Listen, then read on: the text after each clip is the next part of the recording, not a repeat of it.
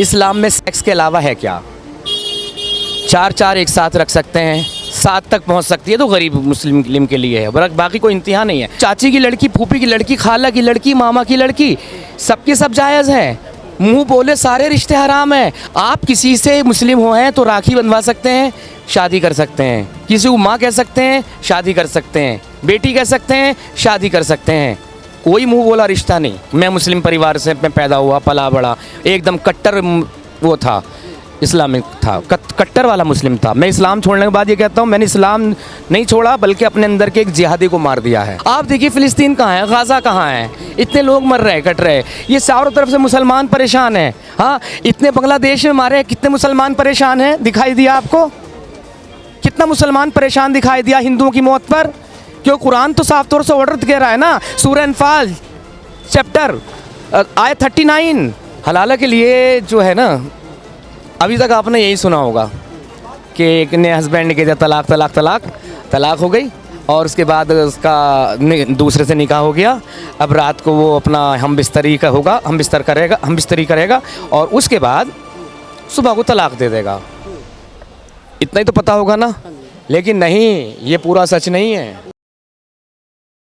क्या नाम है सर? मेरा नाम है इमरोज़ आलम। इमरोज़ जी, आपने हाल ही में देखा होगा पहलगाम आतंकी हमला हुआ, फिर भारत सरकार ने मुंहतोड़ जवाब दिया पाकिस्तान को, और उन्हीं सब चीज़ों को लेकर भाई पूरे देश में रोष था। लोग अपने अपने तरीके से पाकिस्तान को दोष दे रहे थे। और उसी बीच एक लड़की आती है, वैसे लड़की का हम उसका तो समर्थन नहीं करेंगे जिस हिसाब से वक्तव्य उनका था, लेकिन इतना तो समर्थन करेंगे कि भाई एक लड़की आवाज़ उठाती है शर्मिष्ठा नाम की, और उसको बंगाल पुलिस आकर गिरफ्तार करके लेकर जाती है। तो क्या कुछ कहेंगे शर्मिष्ठा की गिरफ्तारी पर? देखिए, शर्मिष्ठा की गिरफ्तारी पर मैं जो कहूँ, बात आए भाषा की तो मैं भी उस भाषा को स्वीकार नहीं करूँगा। एक अच्छी सामाजिक सभ्यता वाली, एक अच्छी सोसाइटी वाली भाषा नहीं है, ये तो हम कह सकते हैं, ठीक है। मगर उसने जो बोला है वो कहाँ से गलत बोला है? उसने जो बोला है कि 72 वर्जिन हूरें मिलेंगी, ये तो साफ तौर से लिखा हुआ ही है ना, 72 वर्जिन हूरें होंगी, साफ तौर से लिखा है। और उसे तो बेचारी को कुछ पता ही नहीं है कि जो जो हदीसों में मिलता है हूरों के बारे में कि 70 लिबास पहने हुए होंगी, 70,000 लिबास पहने हुए होंगी, फिर भी उनकी पिंडलियों का गोदा दिख रहा होगा, यानी वो फिर भी न्यूड नज़र आ रही होगी। ये सब हूरों के बारे में है। हूरों के बारे में ये अगर समुद्र में थूक दे तो पानी शहद हो जाए, खारा पानी। अगर जहाँ ताब आफताब यानी सूरज इसको एक नाखून दिखा दे अपना तो सूरज का रंग फीका पड़ जाए। और यहाँ तक कि लिखा है। लिखा कहाँ है? आप कह रहे हैं लिखा है, लिखा है। कुछ लोग तो मानने को तैयार नहीं, कह रहे हैं कि बस ऐसे ही बना दिया गया है। 72 हूरों का कंसेप्ट जो है कुरान में है ही नहीं। अरे भाई साहब, कुरान पे मैं भी आऊँगा। ये जो हूरों की फजीलत जो बयान की गई है, आप तिरमिज़ी से ले लें, आप बुखारी से ले लें, आप मुस्लिम से ले लें, अबू दाऊद से ले लें, सुनन नसाई से ले लें, किसी भी किताब से ले लें, आप हूरों के बारे में भर भर के लिखा हुआ है, भर भर के जिक्र है। हाँ, और यहाँ तक कि लिखा जब आप जाएंगे करने के लिए तो एक शॉट ही 70 साल का होगा, 70 साल तक आप लगे रहेंगे। ये लिखा हुआ है और आपका लिखा हुआ है। क्या मजाक बना रहे हैं? अरे मजाक नहीं, ये सच्ची बातें हैं भाई, सच्ची बातें हैं, सच्ची बातें हैं जी। यही सब बातें तो पढ़ के मेरा दिमाग खराब हुआ, जो मैं इमरोज़ आलम से एक्स मुस्लिम इमरोज़ आलम हो गया जी। ये सारी बातें लिखी हुई। और तुम्हारी बीवी क्या होगी? उनकी सरदार नहीं होगी, यानी एक के बाद एक अंदर भेज रही होगी, बाहर गेट पे खुद बैठी होगी। अब ऐसी जगह को जो उसने कहा वो लफ्ज़ अगर उसको गिरा के बोल दिया, चलिए थोड़ी इज्जत करके वेश्यालय बोल देते हैं, और इज्जत देते हैं उर्दू में तो तवायफ खाना बोल देती। हाँ, लेकिन काम तो वही हो रहा है ना जहाँ 70 बैठी है लाइन में, यही तो हो रहा है। और अगर मैं किसी से कहूँ चलो भाई तुम्हारी शादी कराता हूँ, बड़ी मज़े की बात है, और यार मोटी मोटी छाती वाली औरत से शादी कराता हूँ, तो सुन के कैसा लगेगा? लेकिन कुरान में लिखा है, सूरह नबा आयत 33 कह रही है कि अल्लाह मोटी मोटी छाती वाली हूर देगा। यार मोटी मोटी छाती वाली हूर, ये लिखा हुआ है ऑलरेडी। हाँ साहब, क्या लगता है ऐसे महिलाओं का अपमान नहीं होता इन सब चीज़ों को? अगर इस हिसाब से आप कहते हैं, नहीं कर रहा महिलाओं का अल्लाह अपमान कर रहा है। आप किसी के पास फ़ोन हो तो कोई भी अपने मोबाइल से चेक कर ले अभी कभी, सूरह नबा 78 चैप्टर उसका 33, अल्लाह मोटी मोटी स्तन वाली, मोटी मोटी छातियों वाली हूर देगा। हैं? ये कोई तरीका है? शर्मिष्ठा ने बोल दिया तो इनके तूफान मच गया, अपनी किताबों को सुधार क्यों नहीं करते? और बात है ब्लास्फेमी की, जो यार ब्लास्फेमी तो 5 टाइम कर रहा है मुअज्जन, अल्लाहु अकबर, अल्लाह सबसे बड़ा है, तुम्हारे सारे देवी देवता कोई कुछ नहीं है, कोई भगवान कुछ नहीं है, अल्लाह ही सबसे बड़ा, अशहदु ला इलाहा इल्लल्लाह, नहीं कोई माबूद सिवा अल्लाह के, यानी अल्लाह के अलावा कोई पूजने लायक नहीं है। तो सबसे पहले तो सारी मस्जिदों के जितने भी है भारत में, सारी मस्जिदों के मुअज्जिन जेल में जाने चाहिए, ब्लास्फेमी जो कर रहे हैं, टोटल ब्लास्फेमी कर रहे हैं। ब्लास्फेमी की बात करेंगे तो उसके ऊपर, बच्ची के ऊपर आपने इल्ज़ाम लगा दिया, उस लड़की के ऊपर कि ब्लास्फेमी के केस में। अरे लिखा किसने है? ये मैंने नहीं लिखा, ये तुमने भी नहीं लिखा, ये जो लिखा हुआ है अजान क्या है, पूरा मीनिंग देख लो भाई। हाँ, और थोड़ा बता दीजिए। अरे भाई अल्लाहु अकबर, नहीं कोई अल्लाहु अकबर, अल्लाह सबसे बड़ा है, अशहदु ला इलाहा इल्लल्लाह, मैं गवाही देता हूँ। और गवाही भी किस चीज़ की दे रहे हैं? जो ना आँख से देखी है ना कान से सुनी है। हिंदुओं को अंधभक्त बोलते हैं ना, इससे बड़ा अंधभक्त कौन होगा? उस चीज़ की गवाही दे रहा है जो उसने देखी नहीं है। और गवाही में भी ये कि सिर्फ अल्लाह ही इबादत के लायक है, यही एक पूजनीय योग्य है और कुछ नहीं है। ये मीनिंग है, कर लो गूगल कर लो। सब अपने अपने धर्मों का प्रचार प्रसार करते हैं, अपने अपने धर्मों को भाई बड़ा दिखाने का प्रयास करते हैं, तो इसमें गलत क्या है? कोई अपने धर्म का प्रचार प्रसार कर रहा है, बड़ा दिखाने का प्रयास कर रहा है, तो गलत क्या है भाई?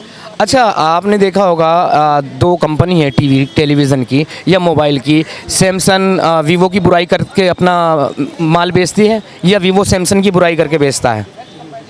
तो दूसरों की बुराई करोगे क्या? अब देखिए, कुरान की बात है ब्लास्फेमी की, अल्लाह को अरेस्ट कराओगे, ब्लास्फेमी की बात करोगे तो आप देख लीजिए कौन सा सूरा, ये सूरह अंबिया आयत 98, पढ़ लो, देख लो अपनी आँख से। अल्लाह साफ तौर से कह रहा है कि तुम ही नहीं, तुम्हारे देवी देवता भगवान वो भी सब के सब जहन्नुम में जाएंगे। इस लेवल पे ब्लास्फेमी कर रहा है अल्लाह। उस लड़की की आप कह रहे हैं उसने ब्लास्फेमी कर दी, शर्मिष्ठा ने, इस ब्लास्फेमी का क्या करेंगे? कोई जवाब है पूरे देश का, पूरी दुनिया के मुसलमानों के पास? और कुरान की एक आयत से इनकार नहीं कर सकते। हदीसों की बात आएगी तो कह देंगे नहीं जी ये तो कमज़ोर है, ये तो टूटी फूटी है, ये तो लंगड़ी लूली है, हैं? कुरान की आयत से कैसे इनकार करोगे भाई? सब तुम्हारे जितने भी देवी देवता है, ईश्वर भगवान गॉड जिसको भी तुम मानते हो, सब के सब टोटल जहन्नुम में जाएंगे, सब जहन्नुम में जाएंगे। जहन्नुम का कंसेप्ट क्या है, थोड़ा समझाइए। जहन्नुम का कॉन्सेप्ट, जन्नत 2 ही चीज़ें हैं, जन्नत और जहन्नुम। जन्नत में अय्याशियाँ फुल, और जहन्नुम में सज़ा है। अल्लाह की मानी जो पूरी तरीके से आप दिमाग को बंद करके रखें, पूरी ज़िंदगी इस्लाम पर चले तो जन्नत में जाएंगे, और जन्नत में अय्याशियाँ हैं, और जहन्नुम में भी ऐसी ऐसी सज़ाएँ हैं। आपकी एक चैन जंजीर खोलती हुई जहन्नुम पिछवाड़े से डाल के मुंह से निकाल ले जाएगी, ये सज़ाएँ हैं, बताइए, ये सज़ाएँ हैं जहन्नुम में। अब सज़ा तो ढंग की चुन लेते हैं। ब्लास्फेमी कर रहे हो, एक जगह नहीं कितनी जगह पे कर रहे हो? हाँ, अरे भाई कुरान में जगह जगह पर काफिरों के, मुशरिकों के कत्लो क़िताल के लिए आया है। अल्लाह सबको माफ़ कर देगा, ये क्लियर कॉन्सेप्ट है। ये पूरी दुनिया के मुसलमानों में किससे भी पूछ लें, सिवाय एक शिर्क को। शिर्क कहते हैं कि मेरे अलावा किसी और को मानोगे, उसे कहते हैं मुशरिक। आप हिंदू हैं मेरे ख्याल से, हिंदू है ना, मूर्ति पूजक, तो आप मुशरिक हैं, आप जहन्नुम में जाएंगे। ये कुरान कह रहा है, ये ब्लास्फेमी नहीं हो रही तुम्हारे अकीदे की, तुम्हारी श्रद्धा की, ये ब्लास्फेमी नहीं हो रही। कहते काफिरों के पास ईमान ही नहीं है, मुशरिकों के पास ईमान ही नहीं है, मुनाफिकों के पास ईमान ही नहीं है, और मैंने इस्लाम छोड़ दिया, मैं मुर्तद हो गया, मेरे तो सरतन से जुदा की वो है धमकी जी, सरतन से जुदा हो। हाँ, मुर्तद की एक ही सज़ा, सरतन से जुदा, सरतन से जुदा। क्या कंसेप्ट है इसका? कॉन्सेप्ट ये है भाई, आपने इस्लाम छोड़ा है, इस्लाम छोड़ा है तो जाहिर सी बात है कहीं ना कहीं आपने अल्लाह और उसके रसूल, उसके पैगंबर, उसके शख्सियत से इनकार कर दिया है ना, आपने पसंद नहीं किया ना। अब पसंद नहीं किया तो आपको सज़ाए मौत मिलेगी, ये तो संविधान है यहाँ पर जिसने बचा रखा है। अगर पाकिस्तान में होता तो हड्डियाँ भी कब की गल के खाक में मिल गई होती जी, ये सब चीज़ें। अच्छा, आपने देखा होगा अब ट्रिपल तलाक का जो मामला होता है उस पर आए दिन कुछ ना कुछ जो है न्यूज़ तमाम मामले आते रहते हैं। इसमें हलाला वाला क्या कंसेप्ट है, थोड़ा इसको समझाइए भाई साहब। हलाला का बड़ा ख़तरनाक कॉन्सेप्ट है। हलाला के लिए जो है ना, अभी तक आपने यही सुना होगा कि एक ने हस्बैंड के दिया तलाक तलाक तलाक, तलाक हो गई, और उसके बाद उसका दूसरे से निकाह हो गया। अब रात को वो अपना हम बिस्तरी करेगा, और उसके बाद सुबह को तलाक दे देगा। इतना ही तो पता होगा ना, लेकिन नहीं, ये पूरा सच नहीं है। बुखारी की हदीस है, हदीस नंबर भी बता दूंगा। हाँ, अल्लाह के रसूल ने ये कहा, मोहम्मद सल्लल्लाहु अलैहि वसल्लम का फरमान है। पहले तो उन्होंने कहा अगर इस नियत से हलाला करोगे कि सुबह को तलाक दे देंगे तो ये हलाला हराम है। असली हलाला वो है, कहा कि जब तक तुम उस औरत का, ये शब्द है बयान, जब तक तुम अच्छे से उसका मज़ा ना चख लो तब तक तलाक नहीं देंगे। बुखारी की जिंदा हदीस है। 2639 और एक है 5261। आप खुद देख लो, मोहम्मद सल्लल्लाहु अलैहि वसल्लम कह रहे हैं जब तक उस औरत का मज़ा, उसका टेस्ट, उसका जायका अच्छे से ना चख लो तब तक तुम तलाक नहीं दे सकते। और जब यही चीज़ पर अमल किया जाता है कि किसी बुढ़े से शादी कर दी या किसी मस्जिद के इमाम से, मुल्ला से शादी कर दी, अब वो तलाक देने के लिए तैयार नहीं होता। अक्सर आता ना ये। अरे उसे फिर अय्याश बोलते हैं, उसे बिगड़ा बोलते हैं। अरे भाई, वो जो कर रहा है वो सुन्नत फॉलो कर रहा है, हुजूर का फरमान पूरा कर रहा है, ये तो लिखा हुआ है ना, ये तो लिखा है, कुरान से साबित है हलाला, आप इनकार नहीं कर सकते, है ना। और तलाक दे दी, और जब तक मर्जी चाहे यूज़ कर रहा, फिर उसका जो शौहर होगा, खामिंद होगा, उसका मन भर गया, अब मुझे बीवी नहीं चाहिए, फिर उस तलाक देता, उसका तो मतलब है जब टेस्ट पूरा हो गया अब तलाक दे देगा, ठीक है। अब फिर उसके पास जाएगी, फिर कहाँ जाएगी वो? हाँ, अरे भाई, बुढ़ापे में तलाक देते हैं। मेरी एक नज़म जिस भूल रहा हूँ, जिसका मफहूम, जिसके अर्थ इतना था आखिर में, तुम इस उम्र में मुझे तलाक दे रहे हो, इस उम्र में तो कोई औरत अपनी गुजर बसर के लिए वेश्या भी नहीं बन सकती, अपने जिस्म को भी नहीं बेच सकती। पूरा हुस्न, पूरा शबाब, पूरी जवानी लूटने के बाद तलाक तलाक तलाक, इस लेवल पे नौबत आती है। और चलो तलाक दे दी तो कम से कम उसे कोई गुजारा भत्ता तो दोगे ना, वो भी इस्लामी कॉन्सेप्ट नहीं है। इद्दत की मुद्दत 3 महीने की जो इद्दत है बस वो पूरी की, तब तक तुम्हारा शौहर तुम्हें देगा, और फिर कुछ कपड़े उपड़े लत्ते देकर कुरान के आयत से इतना है रवाना कर देगा। अगर ना होता तो पूरी दुनिया में फेमस है शाहबानों का केस।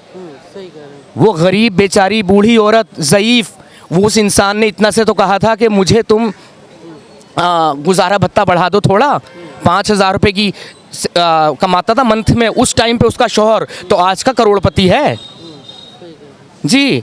तो नहीं दिया गया था, यही आ गए थे सब के सब पर्सनल लॉ बोर्ड वाले, पर्सनल जी, इस्लाम के खिलाफ है तो इस्लाम मतलब बर्बाद हो जाएगा, लूट जाएगा अगर इसे पैसे दे दिए गए, मतलब एक बेसहारा को पैसे दे दिए गए। अच्छा, वक्फ बोर्ड को लेकर खूब जो है राजनीति हुआ, हो भी रहा है, मामला जो है अदालत में है, तो वक्फ बोर्ड से संबंधित कुछ जानकारी दीजिए। जैसे जो कहा जाता है कि भाई वक्फ बोर्ड के जितने भी ज़मीन हैं वो गरीबों के, और जो मुल्ला मौलवी होते हैं पढ़ाते हैं, और जो यतीम होते हैं उनके खर्चे में आता है, होता है ऐसा? देखिए, उस ज़मीन का कॉन्सेप्ट तो यही था। मैं इतना कहूँगा, अगर इस पैसे को सही से यूज़ किया होता, पाकिस्तान से बड़ा लैंड अपनाए हुए थे, हाँ, अगर इस पैसे का सही से इस्तेमाल किया होता ना, तो कसम से आज मुसलमानों की हालत ऐसी बदल गई होती, इतनी तब्दील हो गई होती कि मतलब हिंदू वगैरह कोई कुछ नहीं होते हमारे लोग इनके सामने, मुस्लिमों के। क्योंकि इतना भाई, वो ज़मीन किसके लिए? कोई बेवा हो गई उसको दो, है ना, कहाँ दिया आपने? कोई यतीम बच्चों को छत दो, कहाँ दिया आपने छत? हाँ, IAS कितने IAS पैदा किए तुमने उस पैसे से? कितने IPS पैदा किए? कितने PCS पैदा किए? कितने डॉक्टर पैदा किए? कितने इंजीनियर पैदा किए? दिखलाओ ज़रा ला के। उस पैसे का सही से यूज़ करते, उस पैसे का सही से यूज़ करते तो कितना भला होता, एक मुसलमान बेघर ना होता, एक मुसलमान परेशान ना होता। मगर तुम सबका सब खुद ही खा कर बैठ गए हो। चलिए, यहाँ से भी निकलते हैं, ये यूज़ करते तो ये होता। हाँ, लेकिन सवाल अभी उठता कि इतनी ज़मीन के पास आई कहाँ से? बोले जी मुसलमानों ने दान की है, डोनेट की है। अरे भाई, वो थी ना रिपोर्ट सच्चर कमेटी की कि आदिवासियों से भी, दलितों से भी पिछड़ी हालत में मुसलमान हैं। जिनकी हालत इतनी पिछड़ी हुई हो तो उनके पास भैया इतनी ज़मीन कहाँ से आ गई दान करने के लिए? इतनी दान कहाँ से आ गई? तुमने ऐसे दान कर दी। यहाँ जी शाहजहाँ का घोड़ा ने यहाँ के लीद की थी, यहाँ के उसने घास चरी थी, तो ये वक्फ बोर्ड में आ गई।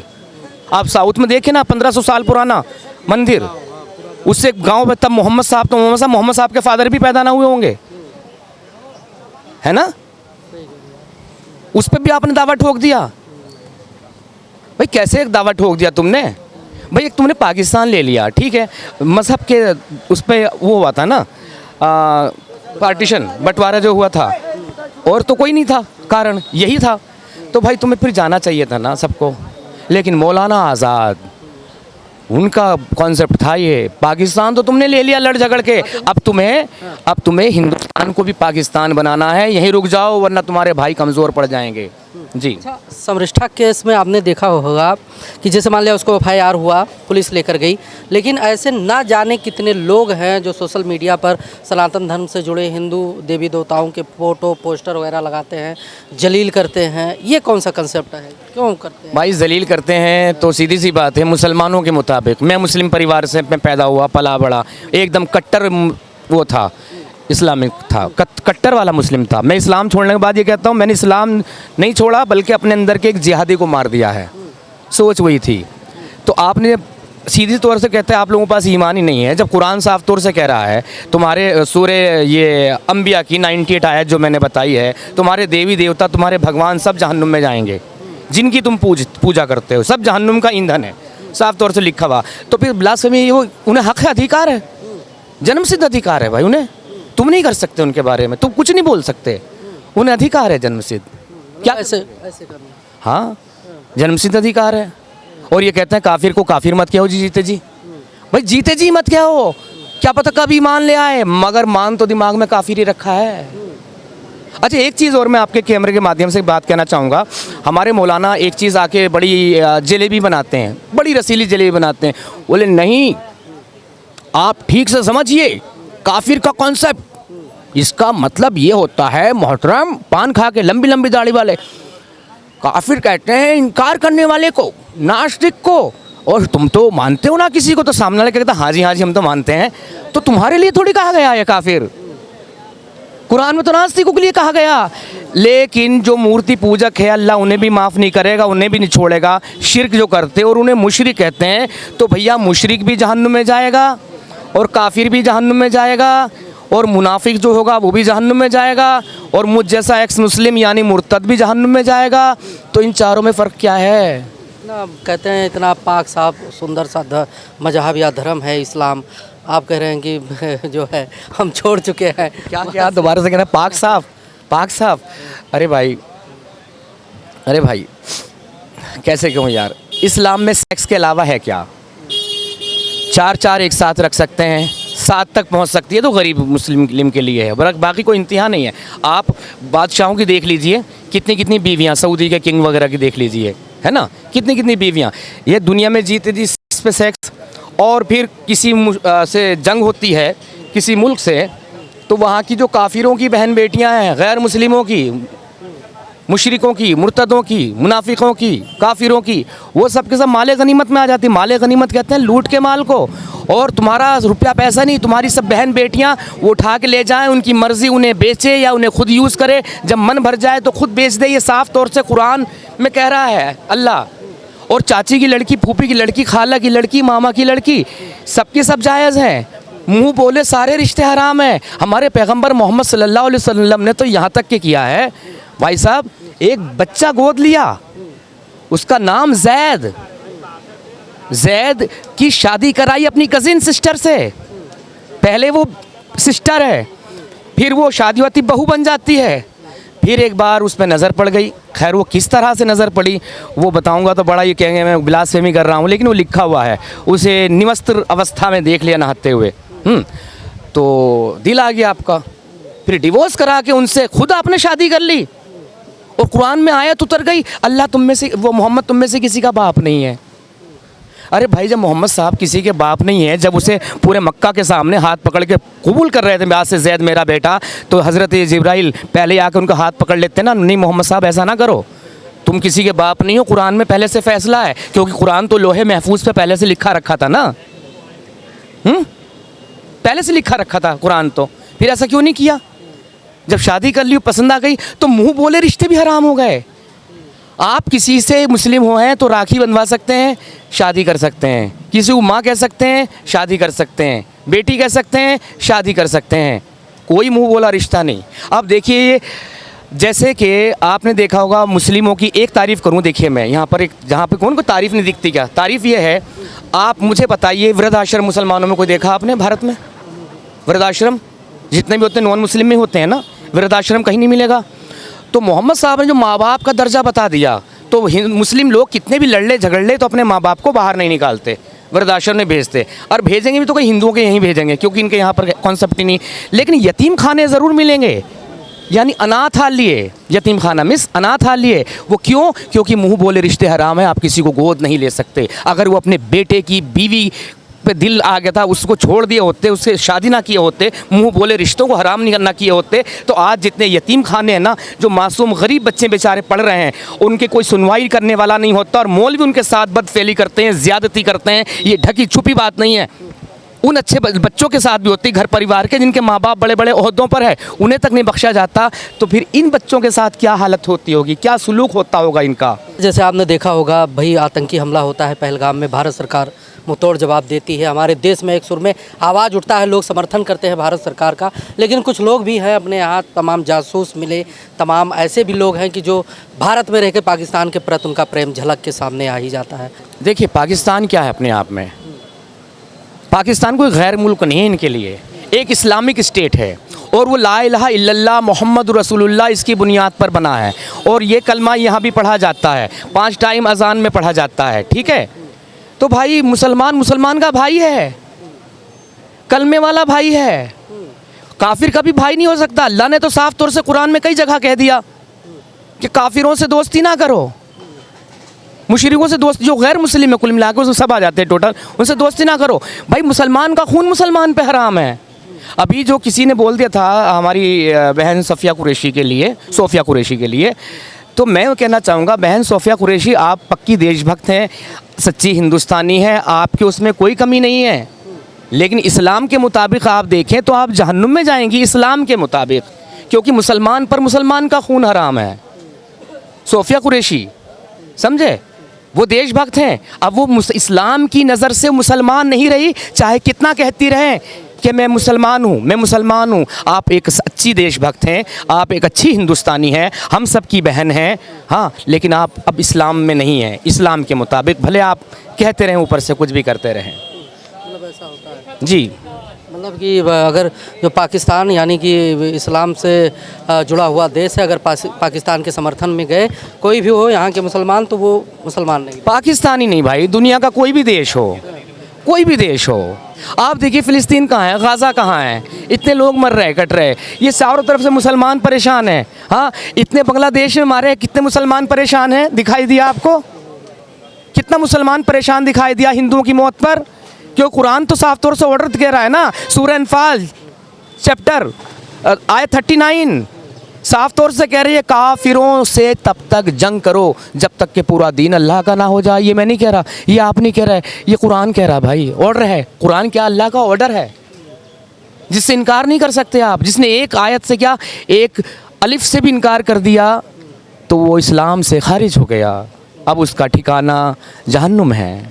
मैं इतना बता दूं, मेरा नाम इमरोज़ आलम, मेरा एक छोटा सा चैनल है ईमान वाला काफिर, उस पर गिरगिट का लोगो है। गिरगिट का को भी मारना इस्लाम में सवाब है, इस्लाम को मैंने छोड़ दिया तो अब मुझे भी मारना सवाब है। तो ये चैनल है जिस पे हम डिबेट करते हैं, बातचीत करते हैं। मेरी वीडियोज़ देखिएगा, मेरे उस पर गाने भी पड़े हैं जो मैंने इस्लाम पर किए हैं। हाँ, लाइव वगैरह मैं थोड़ा सा आप मैंने देखा बार बार कहते हैं कि मारने और ये सब वो सब, आप जो है सही कह रहे हैं कि हम सही बातें कह रहे हैं जो लिखा हुआ है, और उसके बाद ये भी डर है आपको कि कहीं मार ना दिया जाए।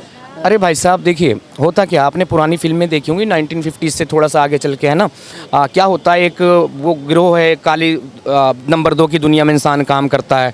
जब उसके बच्चे बड़े हो जाते हैं और या बीवी का ज़मीर जाग जाता है, जिस दिन बीवी को पता चलता है कि तुम हमें ये हराम की कमाई खिला रहे हो, हम या भी जो है इससे निकल जाओ, फिर उसका ज़मीर जागता है, वो कहता साहब आज से मैं तुम्हारी इस 2 नंबर की दुनिया को, हराम कमाई को छोड़ रहा हूँ, मुझे माफ़ कर दो। बोले ठीक है, जाओ ऐश करो। जैसे आगे चलता है उसके गोली लग जाती है। क्यों? क्योंकि वो अब अंदर की बात बाहर बताएगा, बाहर ना बता दे। इस्लाम में भी यही खतरा है, अंदर की बात बाहर ना खोल दे, इसलिए मारना खतरा। अच्छा, एक सवाल और, मैंने बहुत सारी उसमें देखा प्यारे दोस्तों जो सुन रहे होंगे आपके व्यूअर्स, तो वो कहना चाहूँगा, मैंने बहुत सारे उसमें देवबंदियों का भी, बरेलवियों का भी, शियाओं का भी, मैंने सब लोगों का देखा कि मुर्तद की सज़ा सरतन शुदा। आखिर ऐसा क्यों? तो सब में एक बात पता चली जी, उसने गद्दारी की है, गद्दार की सज़ा मौत होती है। तो जाहिर सी बात है, हमारे कोई देश का भी गद्दार होगा तो हम उसे सब मौत ही देंगे, है ना। गद्दार की को बिल्कुल मौत दीजिए, लेकिन एक बात ये बताइए, गद्दार की सज़ा मौत है। एक हिंदू, एक सिख, एक जैन, एक बौद्धिस्ट अपना धर्म छोड़ के आपके यहाँ पे आ रहा है, वो भी तो अपने भगवानों से, अपने देवी देवताओं से, अपने सबसे गद्दारी करके आ रहा है ना। और उन गद्दारों को तुम पनाह दे रहे हो अपने यहाँ। जब गद्दार की सज़ा मौत है तो फिर गद्दार के गिरोह की सज़ा क्या है, ये आप खुद तय कर लीजिए अपने ही कॉन्सेप्ट की, अपने ही इल्म की रोशनी में।